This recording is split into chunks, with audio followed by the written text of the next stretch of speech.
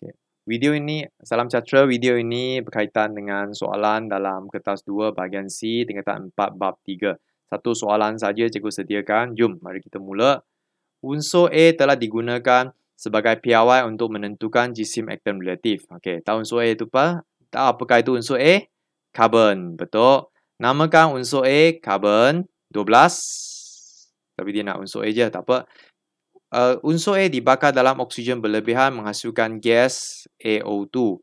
Hitung jisim, okey, sekejap.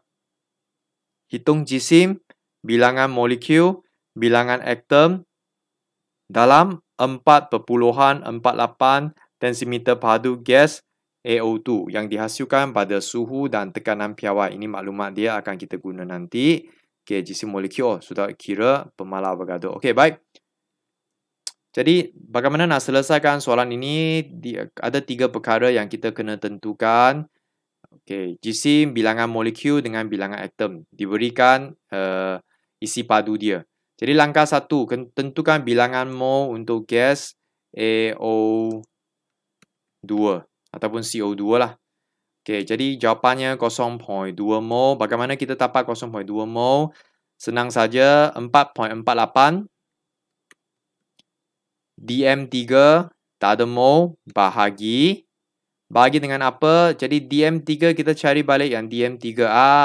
DM3 ini. Okey, jadi bahagi dengan 22.4, maka dapat jawapan 0.2 mol untuk AO2. Lepas itu dia minta cari jisim, jawapannya 8.8 gram. Kenapa? Okey, kerana sekarang ada mol 0.2, ada mol darab. Darab dengan apa? Kalau nak cari jisim, kita darab dengan jisim molekul relatif 44. Jadi akan dapat jawapan 8.8 yang diberikan dalam skema. Okey, seterusnya tentukan bilangan molekul dalam tak nampak. Okey. Bilangan molekul sama juga, ada mol, ini mol minta maaf, ada mol 0.2 mol darab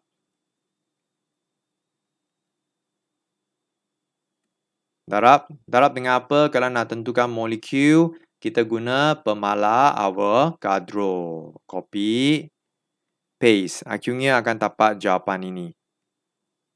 1.20 darab 10 kuasa 23. Okey, akhirnya bilangan atom.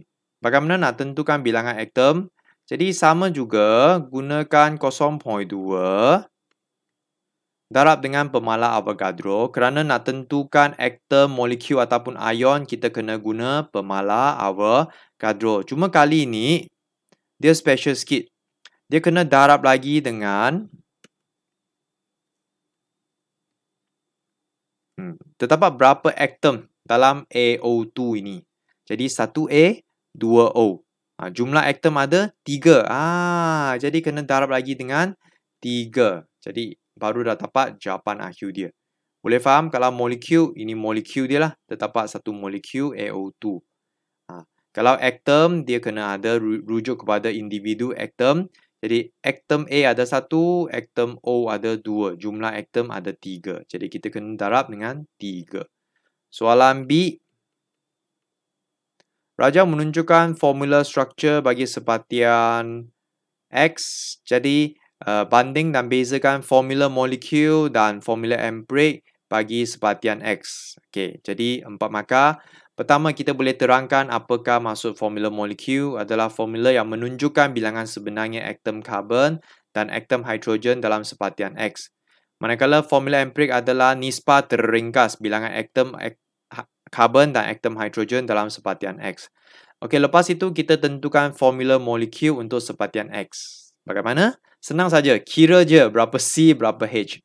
Contoh 1, 2, 3, 4, 5, 6, 7, 8. 8 C, H, kamu kira berapa H. Okey, jumlah ada 18 H. Lepas itu formula empirik kita ringkaskan, potong-potong, jadi dia boleh dipotong, boleh dibahagi dengan 2. Okey, jadi dapat 4 dengan 9. 9 darab 2. Okey, betul. 4, 9. Okey, lepas itu terangkan banding dan bezakan persamaan mereka adalah dua-dua formula ini terdiri daripada unsur karbon dan hidrogen Okey, dua-dua ini sama. Lepas itu, ini perbezaan dia. Untuk formula molekul terdiri daripada 8 atom karbon dan 18 atom hidrogen. Untuk yang ini terdiri daripada 4 atom karbon dan 9 atom hidrogen. Okey, selesai soalan B. Akhir sekali, soalan C berkaitan dengan eksperimen. Raja menunjukkan susunan radas bagi menentukan formula empirik dua sepatian yang berlainan. Okey. Jadi ada dua kaedah untuk menentukan formula empirik. Satu, cadangkan satu oksida logam dalam kaedah 2. Okey, untuk kaedah 2 kita menggunakan gas hidrogen. Logam yang sesuai digunakan adalah cuprum 2 oksida ataupun brombum 2 oksida. Okey, untuk ini perlu rujuk kepada siri kereaktifan logam. Yang lebih rendah daripada hidrogen, kita boleh gunakan kaedah kedua ini. Okey. Dan seterusnya, soalan 2. Dengan menggunakan contoh yang sesuai, huraikan satu eksperimen di magma untuk menentukan formula empirik bagi satu oksida logam yang reaktif. Penerangan anda mesti meliputi prosedur dan penjadualan data. Okey. Jadi ini adalah kena huraikan eksperimen. Okey, untuk menentukan logam yang reaktif. Jadi kita kena tahu logam yang reaktif ini guna kaedah yang mana? Kiri ke kanan? Jawapannya kaedah 1. Kaedah 1. Okey, jadi logam yang kita gunakan di magma hari itu adalah logam magnesium. Okey, ini adalah prosedur dia. Pelajar boleh baca sendiri ataupun tengok video saya di dalam YouTube supaya lebih senang untuk ingatkan prosedur ini. Okey, pertama kita ingat tak? Kita pernah buatlah semua ini. Kita timbang dulu mangkok pija bersama dengan penutup dia. Ingat tak? Rekod jisim dia. Kemudian kita bersihkan peta magnesium dengan kertas pasir. Dan kita gurungkan pita itu dan masuk ke dalam mangkok. Dan kita timbang semula. Lepas kita masuk magnesium ribbon, kita timbang semula bersama-sama dengan penutup dia dan rekod jisim itu. Okey, panaskan mangkok pija tanpa penutup terlebih dahulu. Okey, lepas itu apabila pita magnesium mula terbakar, cepat-cepat kita tutup. Okey, tutup. Lepas itu, okey, bila dia mula bakar, ingat tak, kita cepat-cepat tutup. Dan dari masa ke semasa, kita kena buka penutup dia sekali kala. Dan tutup semula penutup itu dengan cepat dengan menggunakan penyepit. Okey, apabila kamu tengok sikit, apabila macam pembakaran magnesium telah lengkap, jadi buka penutup itu dan panaskan mangkok pija itu dengan kuat selama 2 minit. Akhirnya, tutup balik penutup itu dan biar dia sejuk. Okey, bila dia sudah sejuk, kita timbang jisim dia bersama-sama dengan penutup dan kandungan dia sekali lagi. Jadi ada timbang 3 kali lah. Boleh ingat, kali pertama mangkok dengan penutup, kali kedua masuk magnesium. Okey, timbang. Kali ketiga, panaskan, sejukkan, baru timbang sekali lagi. Okey, akhir sekali, ulang proses pemanasan, penyejukan dan penimbangan sehingga jisim yang tetap diperolehi. Okey, dan kita jadual yang kita gunakan, okey, iaitu mangkok pija penutup tambah campur dengan pita magnesium. Last kali, mangkok pija campur penutup campur dengan magnesium oksida. Kerana magnesium bila dibakar di udara, dia akan bertindak balas dengan oksigen menjadi magnesium oksida. Okay? So, kalau ini nak isi, boleh letak XYZ ataupun apa-apalah. Contohnya X1, X2, X3 pun boleh. Okay, jadi kalau nak tunjuk jalan kerja macam mana untuk menentukan formula empirik dia pun boleh.